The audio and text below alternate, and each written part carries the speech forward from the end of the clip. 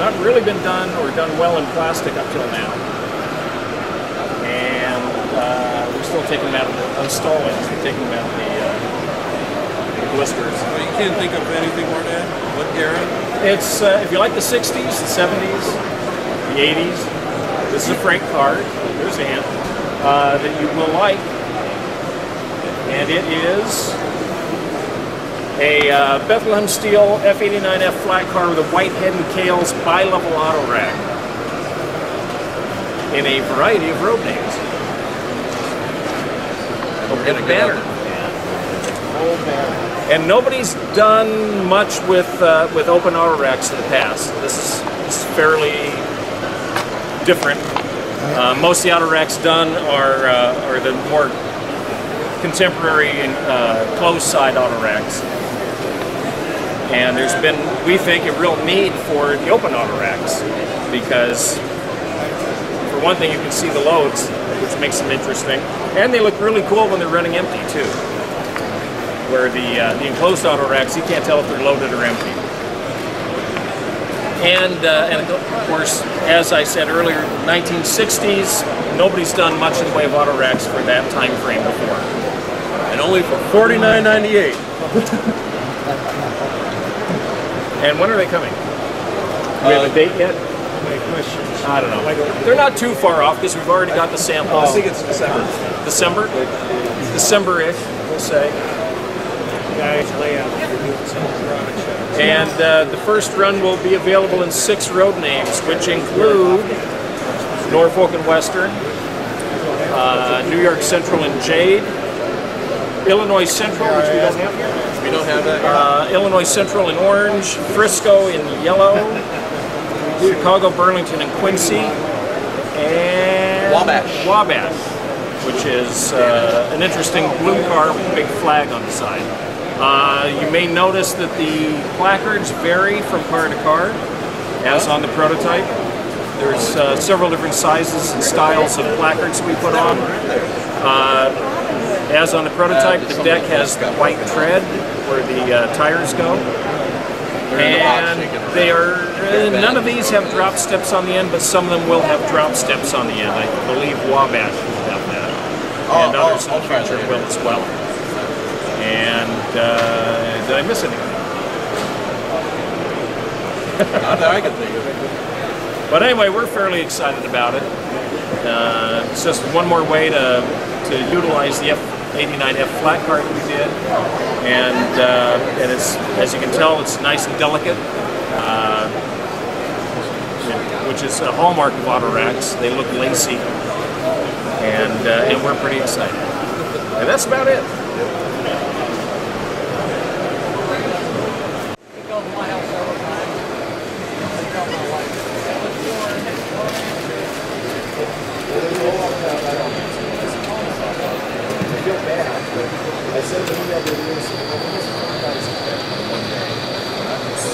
This is the new SD40-2 in HO scale, Norfolk Southern.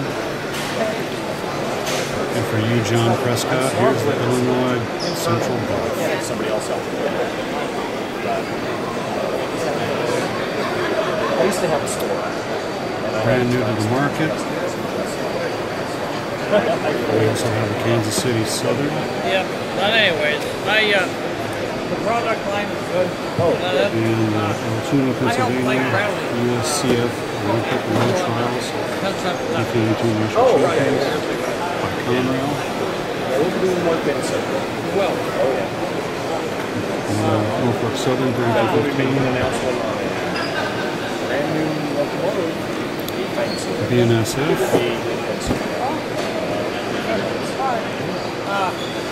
Florida East Coast. I got lots of slides. CSX. Conrail, if you need anything,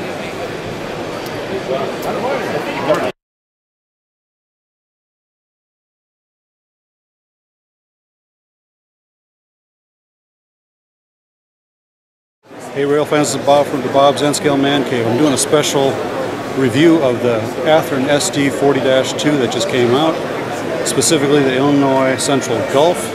I'm here with Chris Palmnarez, and we are going to break this down for you. So Chris, What do we got here? All right, well, we have the SD40-2. Now, the differences between this one and the others here are, they vary from road to road.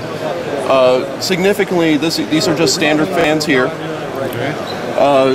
You have the triple hole HTC trucks,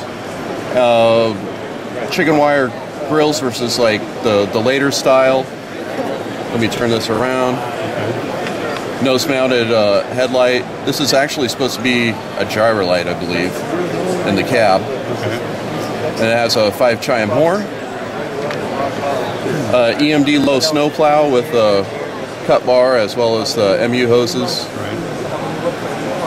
And then on this side, this is I'd say extended range dynamic brakes. Whoops. And look at it back, you have another cut bar with the MU hoses. Okay. Are there any road numbers different between each? Or is that going to be the only road number? I think there's 3 different road numbers. I have a placard over there with all the different road numbers on there. I'm not really sure about specific details between the different road numbers, but if there were, we'd probably would model that. Yeah, I know some of them have horns in different places. And stuff like that depends on the railroad and the era as well. In the 90s, they started moving the horn off the cab and then onto the aft part of the locomotive. Okay. I noticed there's a special Conrail one as well.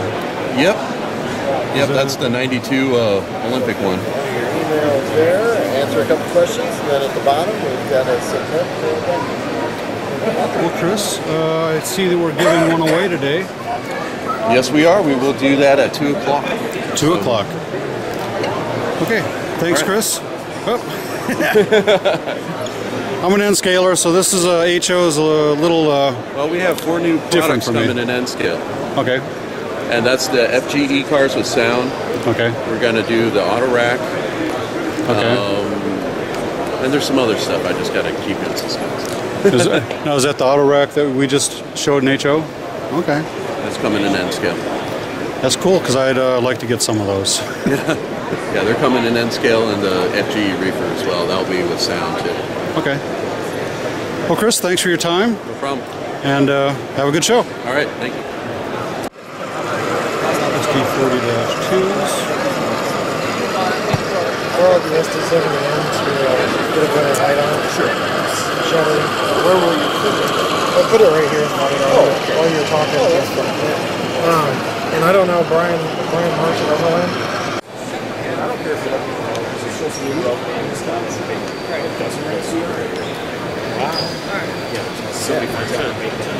Yes, it is.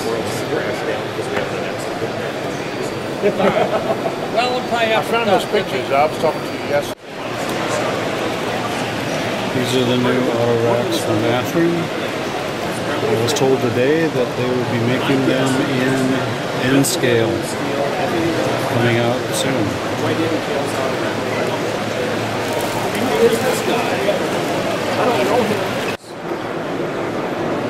Bodyguards. We're getting a special announcement from Athearn. Hey, sir, no, what? no video, video? sir, Oh. please, no video. I can't, sorry. No, sir, this is private. Please step away, sir. No, really. Sir, I can do this. Please step away. This is private.